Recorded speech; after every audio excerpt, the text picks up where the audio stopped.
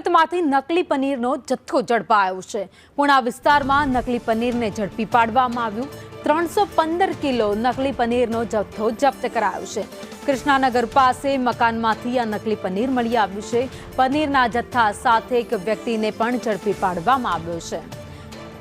તો મનીષ પરમાર અમારી સાથે લાઈવ જોડાયેલા છે। મનીષ, દરોડા પાડવામાં આવ્યા હતા જેમાં અલગ અલગ વિસ્તારોમાંથી 315 કિલો નકલી પનીર ઝડપાયું છે।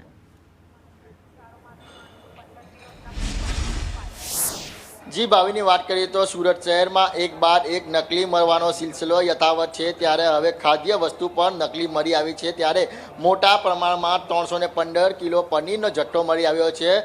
पोलीसनी टीम अने आरोग्य विभागे शंकास्पद जे पनीरना आधारे रेड करी हती अने रेड दरमियान मोटा प्रमाण में जे पनीरनो जट्टो मरी आव्यो छे। आखे आखी फैक्टरी छे ते झड़पाई छे। जोई शकाय छे के कई रीतना आ पनीरनो जट्टो राखवामां आव्यो छे। हाल तो एक युवकनी जे अटकायत पण करवामां आवी छे अने तेनी पूछपरछ हाथ धरवामां आवी छे के ते केटला समयथी आ पनीरनी फैक्टरीमां नकली पनीर बनावी रह्यो हतो अने कोने कोने वेची रह्यो हतो। प्राथमिक तपासमां जाणवा मळी रह्यो छे के जे लारी होय, खाણીપીણીની होय, रेस्टोरंट होय तेनी अंदर आ पनीर सप्लाय करी रह्यो छे।